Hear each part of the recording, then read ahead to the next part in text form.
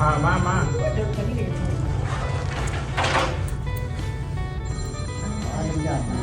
โอ้ยดึกแล้ว10:30เลย โดยที่ต้องยืดเลยเนี่ย ลาวแล้ว ของเรา โอ้ สฟังก็มันหลับตลอด ฮัลโหลได้เร็วจังไร อากาศ3 เทื่อพร้อมกันเด้อ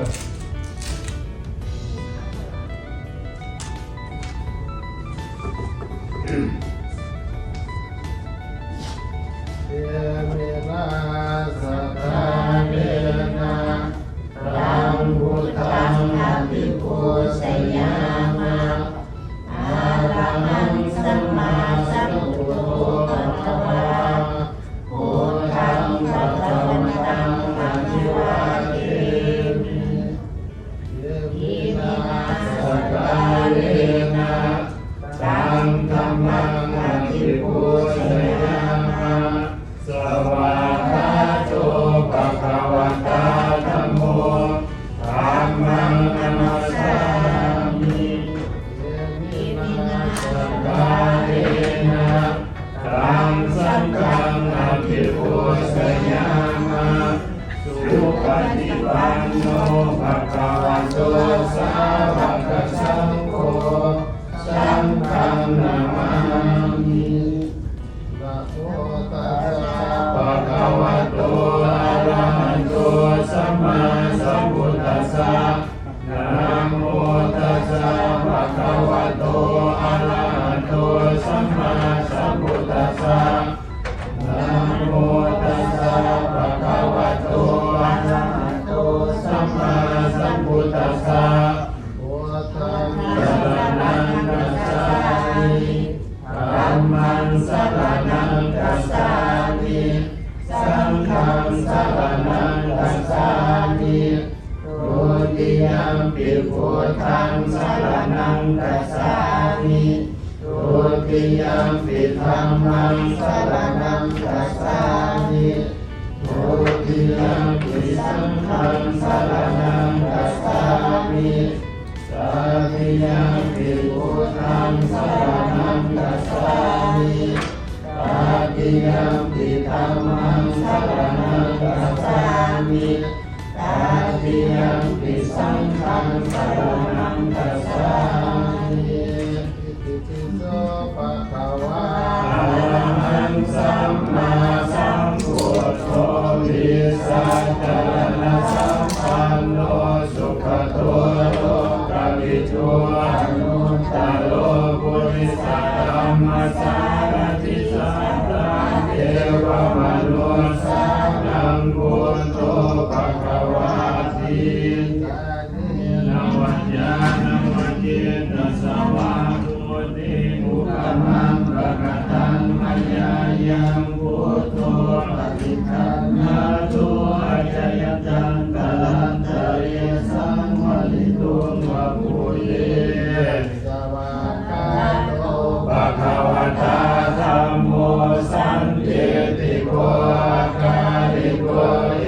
หิปัสสิโกโอปัญญิโกปัญจตังเวปิตาโพวิญโยยิติ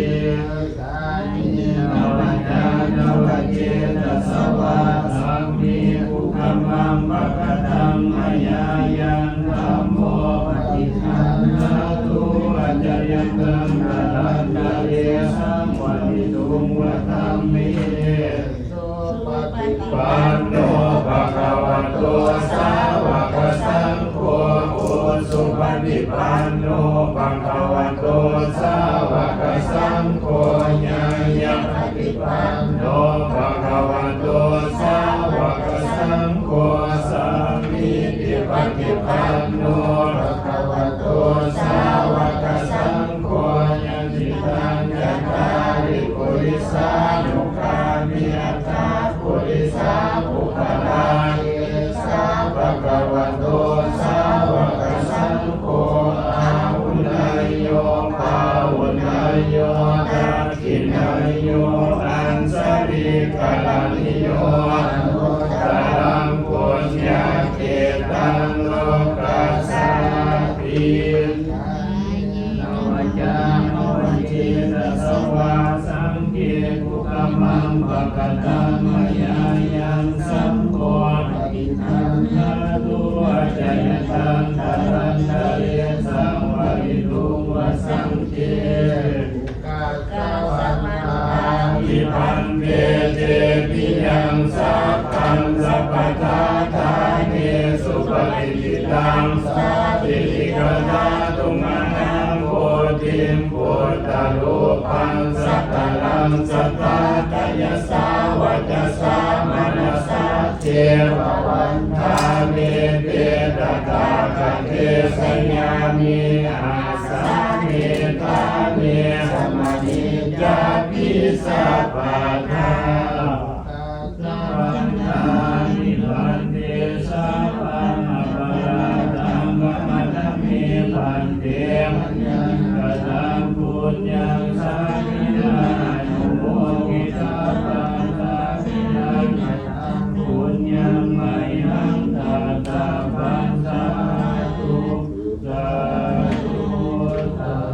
ธุสาธุ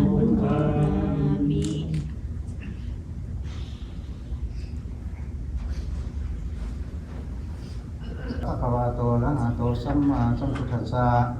นะโมตัสสะภะคะวะโตอะระหะโตสัมมาสัมพุทธัสสะสาธุพุทธบูชามหาเตสาวันโตธัมมาบูชามหาเตสาปัญโยสังฆาบูชามหาโภคะวะโหสิทธิสัญโยจิตติลาโภสิทธิสุขโขภะวันตุเตสาธุพวกน้อยขอบูชาขอกราบขอไหว้พระพุทธพระธรรมพระสงฆ์คุณบิดามารดาครูบาอาจารย์ทุกอาทุกองค์ที่ทั้งสมทั้งสายอยู่ในงานสร้างบ้านสองวัดวาอารามแห่งนี้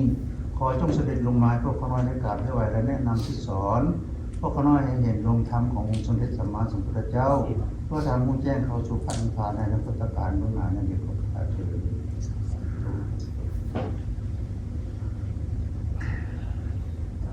อาลิตวานเมตังสเมตาปัทันตาลิขิตาจิตาปริตังปนันตุสัพเพกาเมตรุเปกิริจุกาลตาเตจันทริเควิมาเนทิเปรเตจกาเมตาโลนะคหาเนเคหาวตุมิเขเตโอมาจยันตุเทวาสลทาวิสัมเนยาคาคันธปนภาติตันตาสันติเกยังมุนิลวาจนังสาตโวเมสุนันตุธรรมสวนาคาโลยังภาทันตาธรรมสวนาคาโลยังภาทันตาสาธุภูมิคาทั้งหลายขอโอกาสรัตนาอันเสริญยังเทวบุตรและเทวดาทั้งหลายอันสถิตอยู่ในสวรรค์ชั้นฟ้าทั้งภูผาและป่าไม้ที่ไกลและไกลในทาน้ำและเถิดบกที่ห้องและดวงเทียมทุกยมยาความยาฆ่าและนาคาเทวดาทั้งหลายสถิตอยู่ในภูมิสถานเมืองจานวันสองวัดวาอารามแห่งนี้ที่มีจิตใจใส่ศรัทธาก็จงเสด็จลงมาไว้พระหัตถ์สิงถวายทานรอมภูมิคาในวันนี้แด่ขอข้าเถิดสาธุ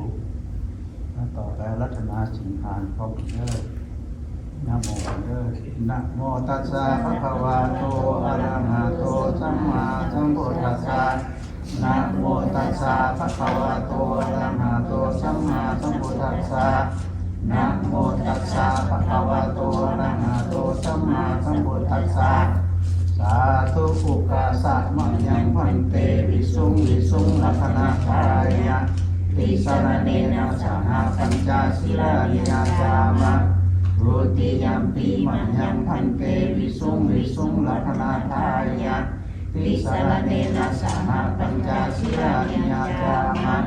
ตาติยัมปิมะยังพันเตวิสุงวิสุงลัคขณาทายะติสรณเนนะสหปัญจศีลานิยาจามะ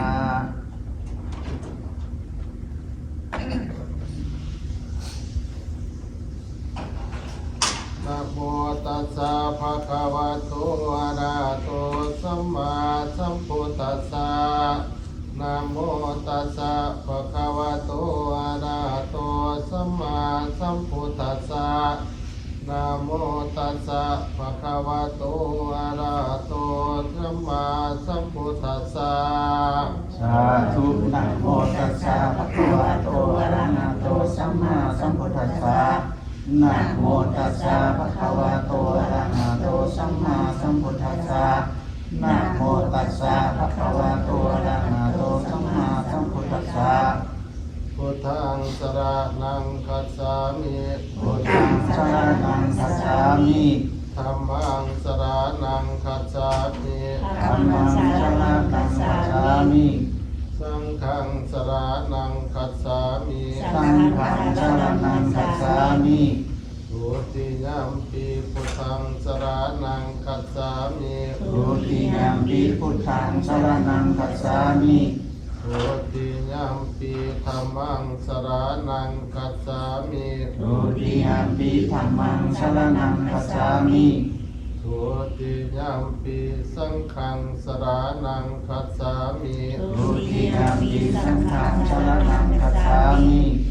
ตติยัมปิพุทธังสรณังคัจฉามิ ตาติยัมปิพุทธังสรณังคัจฉามิ ตติยัมปิธัมมังสรณังคัจฉามิ ตาติยัมปิธัมมังสรณังคัจฉามิ ตติยัมปิสังฆังสรณังคัจฉามิ ตาติยัมปิสังฆังสรณังคัจฉามิ ติสนนาคามานังนิติตา โอกาสะอามะพันเท ปานาติปาตาเวระมณีสิกขาปะทังสมาธิยามิ ปานาติปาตาเวระมณีสิกขาปะทังสมาธิยามิ อาทินนาธานาเวระมณีสิกขาปะทังสมาธิยามิ อาทินาทานาเวระมณีสิกขาปะทังสมาธิยามิ กามิสุมิสาจาราเวระมณีสิกขาปะทังสมาธิยามิ กาเมสุมิสาจาราเวระมณีสิกขาปะทังสมาธิยามิ โมสาวาทาเวระมณีสิกขาปะทังสมาธิยามิ มุสาวาทาเวระมณีสิกขาปะทังสมาธิยามิ สุราเมรยะมัจจปมาทฐานาเวระมณีสิกขาปะทังสมาธิยามิ สุราเมรยมัสสะปมาทัฏฐานาเวระมณีสิกขาปะทังสมาธิยามิ อิมานิปัญจสิกขาปะทานิสิเลนะสุปฏิญญาติสิเลนะโภคสัมปทาสิเลนะนิพุติญญาติตัสสมาสิรังวิโสทาเย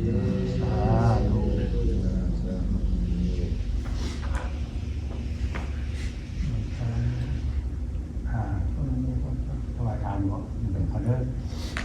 ทำโมความถึงเด้อ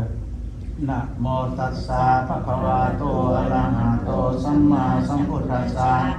นะโมตัสสะภะคะวะโตอะระหะโตสัมมาสัมพุทธัสสะ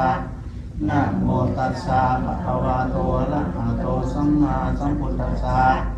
สุทธินัง สิทานัง วัตเมธานัง เมธานัง ทานังเม ทานังเม ปาริสุทธัง ปาริสุทธัง อาสาวะ อาสาวะ พญาวหัง ปัญญาวหัง นิพพานัง นิพพานัง สังฆตังโหตุ สัทธังโหตุ อนาคเตกาเล นักกัจจาเท วัตถุทานทั้งหลาย ทานทั้งหลาย ทุกขน้อยนำมา ทุกข์น้อยนำมา ถวายดีแล้ว ถวายดีแล้ว เป็นของทาน ของทาน อันบริสุทธิ์ บริสุทธิ์ ขอให้ถึง ขอให้เธอ ของกิเลส อาสาวะ เครื่องดองสันดาน ขอให้ถึง ขอให้ถึง พระนิพพาน นิพพาน ในอนาคตการ พระพุทธการ เบื้องหน้านั้นเถิด นั้นเถิด ที่มานี่มายังพันเต ยังกันเต พัตตานิพัตตานีสัพปริวลานี เวลานี้ ภิกขุสังฆสา สังฆสะ โอโนสยามะ โนสยามะ สาธุโนพันเต โนพันเต ภิกขุสังโฆ ภูสังโฆ อิมานี มานิ พัตตานี ตานิ สัพปริวลานี เวลานี้ ปฏิคันหาตุ ปฏิคันหาตุ อัมหากันเจวะ ปัญจิวะ มาตาปิตุ ตาปิตุ อธินันจา ทินัญจา ทิตายะ ตายะ สุขายะข้าแด่พระสงฆ์ผู้เจริญ พวกขน้อยทั้งหลาย ขอน้อมถวาย ภัตตาหาร พร้อมโดยบริวารทั้งหลายเหล่านี้ ขอได้พระสงฆ์จงรับเพื่อประโยชน์ และความสุข ความสุข ของพวกเขาน้อยทั้งหลาย พวกน้อยทั้งหลาย ไปชั่วกาลและนานเทิน และนำเนิน อีกประการหนึ่ง การเงิน เขาอุทิศไปให้แด่ อุทิศไปให้แด่ ผู้เป็นบิดามารดา บิดามารดา ครูบาอาจารย์ อาจารย์ ญาติกาวงศาที่ลงรับไปแล้ว เจ้ากรรมนายเวรอดีตชาติและชาติปัจจุบันก็ดีเกตาสนและสรรพสัตว์ทั้งหลาย ที่เอามาเป็นอาหารและมาแจกเป็นทาน ในวันนี้ ในวันนี้ ขอจงได้รับผลบุญกุศล ที่พวกเขาน้อยได้อุทิศไปให้นี้ ทุกท่านทุกองค์ ทุกตนได้ก่อทานเถิดถ้าหากท่านได้ตกทุกข์ขอให้พ้นจากทุกข์ถ้าหากท่านได้มีสุขขอให้สุขยิ่งขึ้นไปตามต่อเท่าเข้าสู่พระนิพพานนั่นแด่ก่อข้าเถิดสาธุสาธุสาธุอนุโมทามิเอาเข้ามาบัดนี้ เอา เข้ามา คือจัน สาธุสาธุสาธุอนุโมทามิอิมังโฆษณาปัสสนาอันนี้ขอให้เป็นทางเกี่ยวทางที่ผลกำลังสู้ขอให้แต่ความสุขความเจริญสุขภาพเย็น สัพพะโรกา วินิโวโตสัพพสันตาภวันติโตสัพพเวรมติกันโตนิโมโตจตุวังภวันสัพพิติโยวิวัสสันตุสัพพโลกโควินาศตุมาเตภวันวันตรายโยสุขีติกายุโคภวะพิวาทนาสิริสติจังโมทาปัจจายโนจัตตารโลธรรมาวาทันติอายุวันโนสุขังภาลังอย่าตั้งเลย สิเมยติเมตัสสะกัจจเมเปตานันทขินันตัสสะมุเปกตามนุสลานะเอรุนังวโสโกวายาวัญญาปริเทวานานันตังเปตานามาตายาเอวันติทันติยาดาโยยัญจโคตังขินาตินาสังกัมมิสุปฏิติตังอิตังยัสสะนานาโสอุปกปปติโสญาติธัมโมจายันติตัสสิโตเปตานาปุสสะจักตาอุลาลาภาลัญจภิกขุนามานุปตินาตุเมปุญญังปัสสุตังอนาภากันติเมตตากรุณามุทิตาอุเบกัสสะเพสัตตาสุขิตาวันตุสัพเพสัตตาเวลาวันตุสัพเพสัตตาพยาปัสสาวันตุสัพเพสัตตานิกาวันตุสัพเพสัตตาสุขิอัตนังปริหารันตุสุขีสุขีกายโยนิโสปินดาปตาปฏิเสวามิเนวะทวายานามัทายานามันทนายานาวิปุสานายายาวัเทวะอิมัสสกายาสัจริยายาปนายาวิหิสุปารติยาพรหมัญญาติยานุกหายาเยติปุรานัญจเวทานังปฏิหังคามินาวัญจเวทานังนาอุปัฏฐสามิยาตาราจเมภวิสันติยานวัสสัตตาจะภาสุวิหารโรจาติ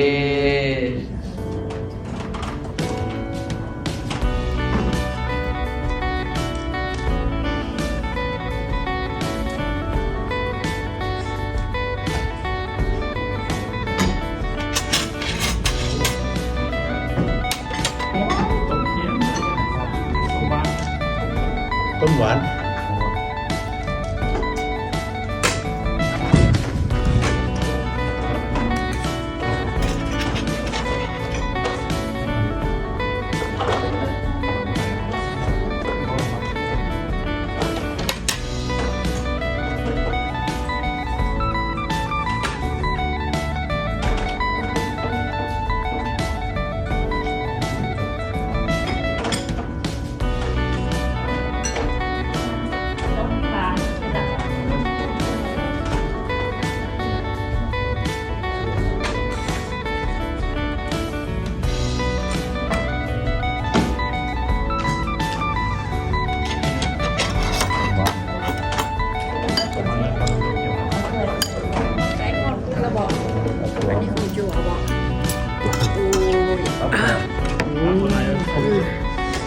ต้มเค็มต้มเค็ม